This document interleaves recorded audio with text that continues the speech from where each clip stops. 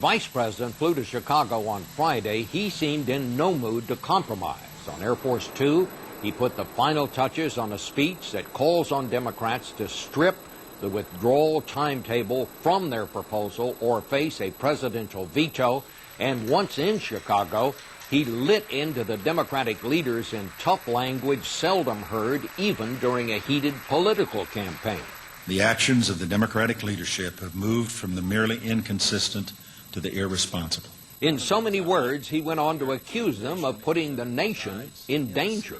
The Democrats' attempt to micromanage our commanders is an unwise and perilous endeavor. And the Vice President joins us now in the studio. Welcome, Mr. Vice President. I must say, hearing those comments from you, this does not sound like an administration that's in a mood to compromise here, which leads me to ask you, why is the President asking the congressional leaders to come to the White House? Does he want to talk to them? Is he looking for a compromise, or is he just going to call them there and dress them down? Well, I think we're trying to work out the procedures here, obviously, to get the bill passed, the urgent war supplemental. It's absolutely essential we have it. It's for the troops. Troops are in the field or in combat every day, and the process has already run on far too long. We're already some 70 days since the President made this request.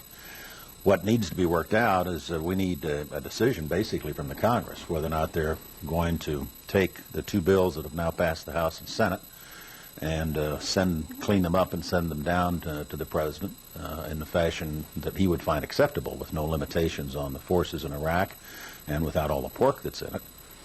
Then he'll get a bill he can sign and we get on with our business. On the other hand, if they're going to insist on those bills containing those provisions that were in both the House and Senate bill, he'll veto it. And it's important, I think, to have that heart-to-heart, everybody understand where everybody is. Now, some of the leadership on the other side has suggested they won't pass any bill at all, or Reid now has said he's adamantly opposed to any funding for the troops. On the other hand, Carl Levin, who's chairman of the Armed Services Committee, has indicated they definitely do want to pass funding for the troops, even if they don't have the votes to override the President's veto on the limitation provisions and on the pork that's in the bill. I guess what struck me, though, about your speech was, I mean, you started out by calling these congressional leaders irresponsible, and I wonder how does that set the stage for productive talks? Well, I think it's important they know where we stand. And the fact of the matter is, I do believe that the positions that the Democratic leaders have taken, and to a large extent now, are irresponsible. I mean, Reid last fall said, this is after the November elections, that he would not support an effort to cut off funding for the troops. Then he changed that position to one in which he would support an effort to cut off funding for the troops, place limitations on the funding.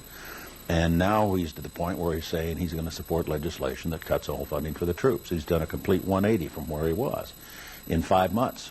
I think that is irresponsible. I think he cannot make the basic fundamental decisions that have to be made with respect to the nation's security, given everything that's at stake in the war on terror and what we're doing in Iraq, and with 140,000 American troops in the field in Iraq in combat every day, and call that kind of rapid changes in position anything other than irresponsible.